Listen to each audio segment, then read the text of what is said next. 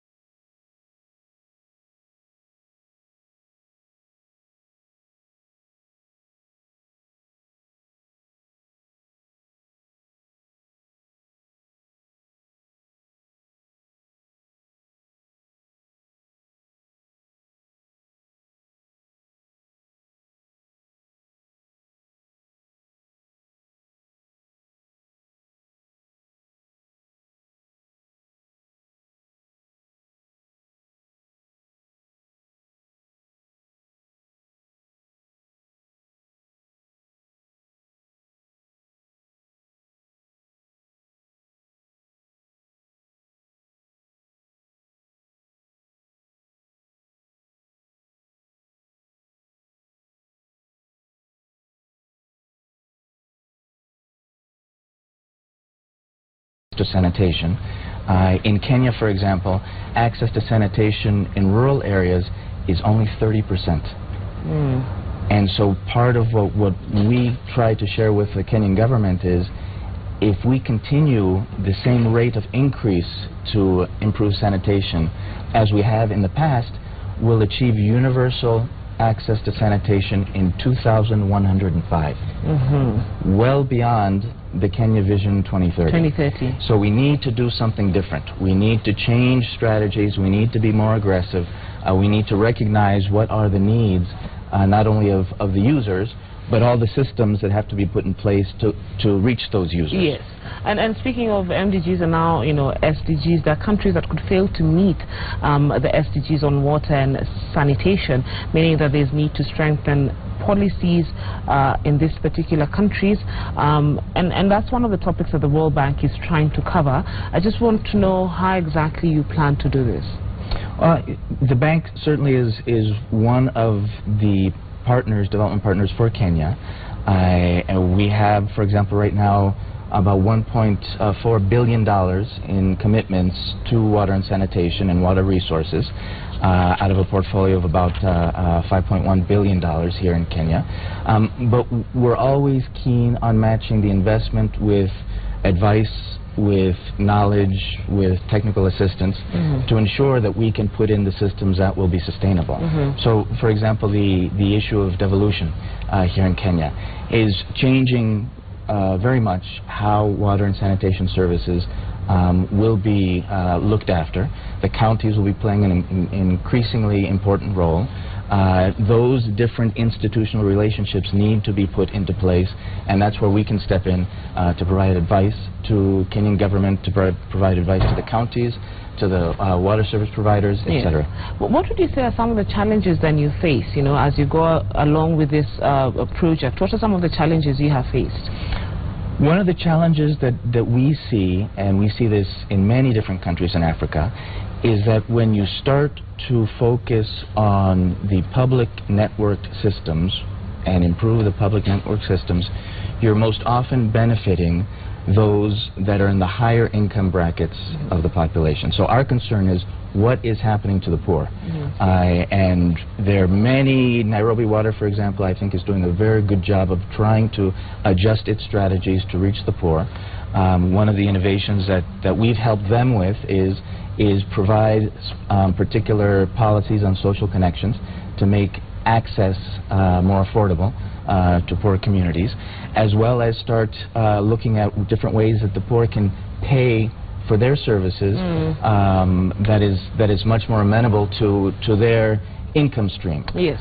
So we have there's a new approach that Nairobi Water is implementing called Jisome Mita, which is essentially an app, a web-based app, SMS to web-based app that allows people to send in, read their own meter, send in the meter reading, get the tariff, and pay it immediately. Okay. So if you and I only have money one day to the next, we can pay our bill one day to the next. We don't have to wait for a monthly bill or a 2-monthly bill. And so this, we think, is helping some of the poor households to make sure that they stay on top of the payment of their tariffs. Yeah, okay. And, you know, climate change is a big topic. We saw what happened in France over the weekend.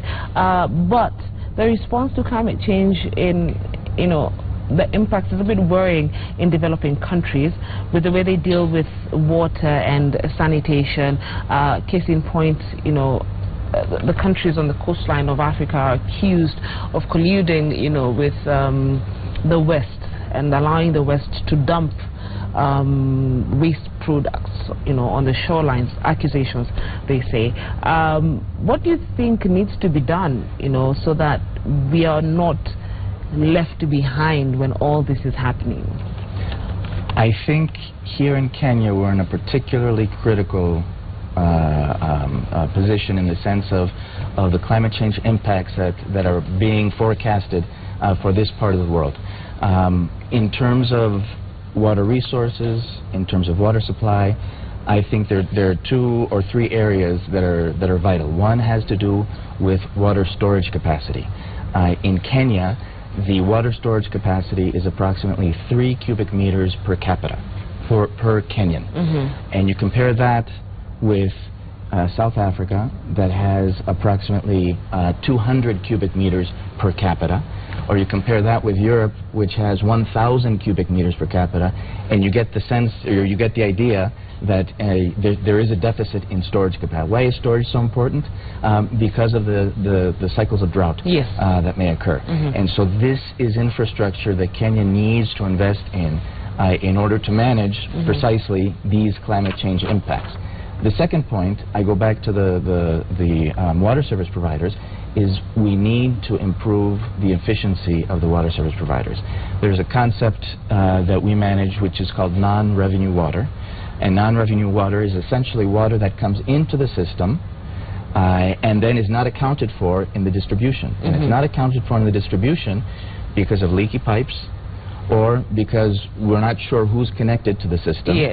And so when you think about it, there's a lot of waste that's happening when the water goes through an urban system, and non-revenue water is at about 47% in Nairobi, so nearly half of the water that it brings into the system, it's losing. So that's inefficiency. We need to reduce that inefficiency precisely because the availability of water may be less in the future as the days go by. There's the issue of over-reliance, you know, of the communities to organizations like yours. How do you deal with such scenarios, especially now in relation to water and the sanitation program? You know, the World Bank's primary client is the government. And so we are always helping governments figure out what their strategies are. Part of the reliance that you referred to, I think is being reflected in the SDGs and the Sustainable Development Goals moving forward, because there's also a focus on domestic financing for development. And what does this mean? This means essentially, okay, there won't be financing available forever from external sources. We need to help our client countries identify what are those domestic sources that they can start to tap into. Yes. And a lot of that has to do with the commercial markets that exist. Okay. In Kenya, there's, you know, the pension funds are extremely sophisticated compared to other countries. And if the pension funds were to have a good investment in the water service providers, there's no doubt that they may want to invest some of their funds in that, and therefore alleviate all this financing that comes from elsewhere. Yes. So this is certainly, I think, one of the challenges for the future. How do we help increase domestic finance for development? Speaking of the future, 2016 is here. What does the World Bank have in store, you know, for the WSP come 2016? We're looking for, we're looking towards continued work on sanitation, especially in rural areas, working with counties to help counties establish their county legislation that's mandated by the Constitution on water and sanitation. We're also looking to help many of the water service providers go that last mile and reach those people that are still not connected to their services. We're looking at helping the whole commercial bank process of accessing or providing commercial finance to water service providers when it's possible.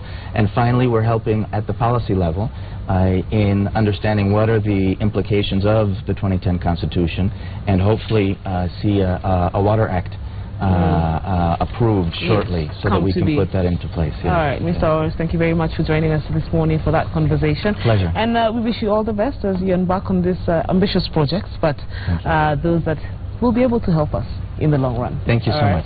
You're watching the Power Breakfast Show. Don't go too far. We'll be right back.